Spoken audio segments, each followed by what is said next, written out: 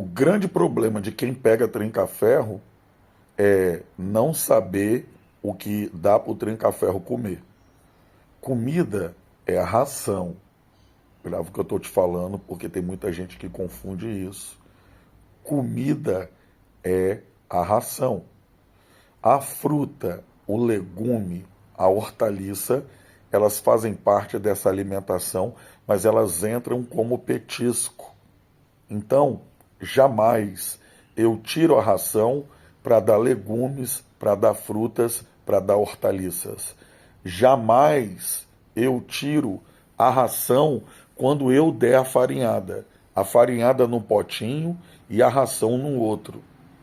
Olha, tudo que eu estou passando aqui para vocês é muito importante de vocês anotarem.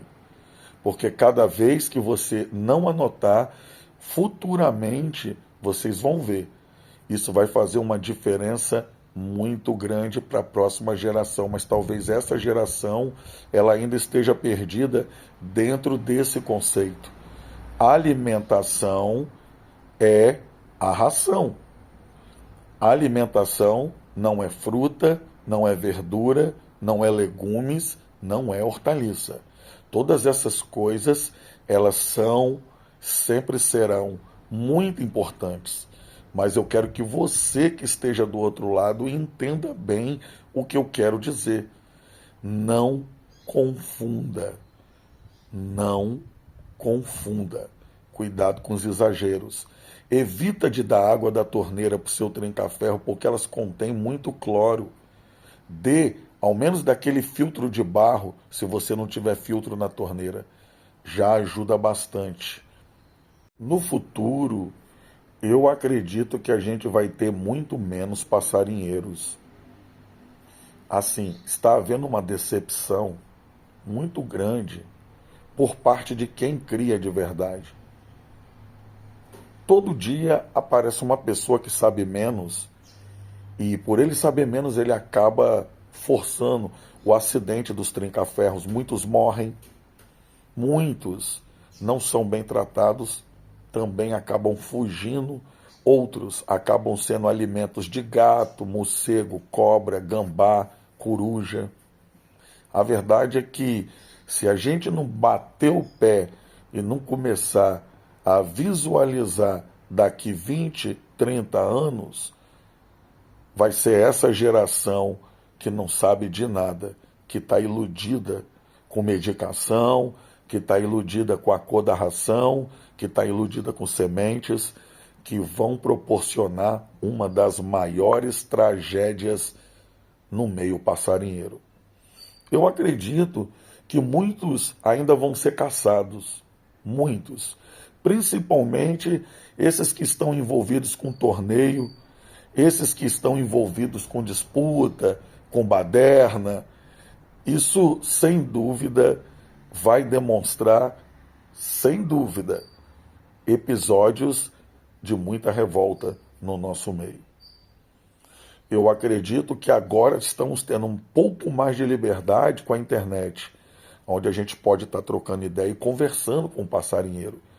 Mas é certo que futuramente todo passarinheiro que está envolvido com torneio, com baderna, que está envolvido com grupos e multidão, sem dúvida vão passar muito aperto.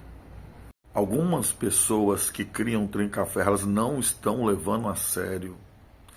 Mas a verdade é que esse pássaro cresceu muito no seu manejo e no seu volume.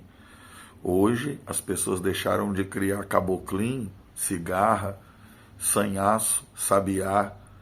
Deixaram de criar curió para poder criar trinca-ferro.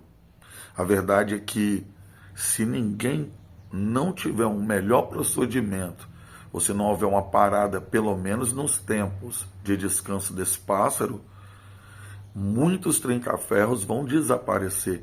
A tendência é acabar. Em muitas cidades, o IBAMA, o ambiental, vem lutando muito contra o combate, né, de estar pegando esses pássaros no meio do mato e tirando do seu habitat. O problema é que uma coisa leva a outra. E por isso eu acredito que esse tráfico de aves vai aumentar também. Só que para você comprar um tranca-ferro vai ser quase impossível, porque vai ser algo raro.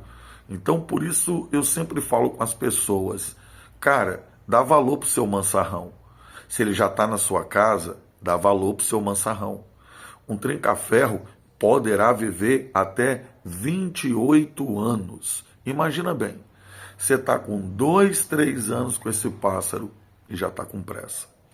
Então, eu acredito que se sua paciência ela não se exceder ao trabalho que tem que ser feito de preparação a esse pássaro, eu tenho certeza que futuramente muitos não precisarão pagar esse alto preço para poder ter um exemplar de tranca-ferro dentro da sua casa. A verdade é que estamos caminhando para um momento muito difícil. Acredito que vai ser um momento de decisão. Na questão do treinamento, antigamente a gente pegava um tranca-ferro, botava dentro da gaiola e esperava. A gente ficava sabendo se ele estava ficando top ou não quando a gente encostava a gaiola. Geralmente uns corriam, outros pediam galo, outros cantavam muito, no outro dia não cantava nada.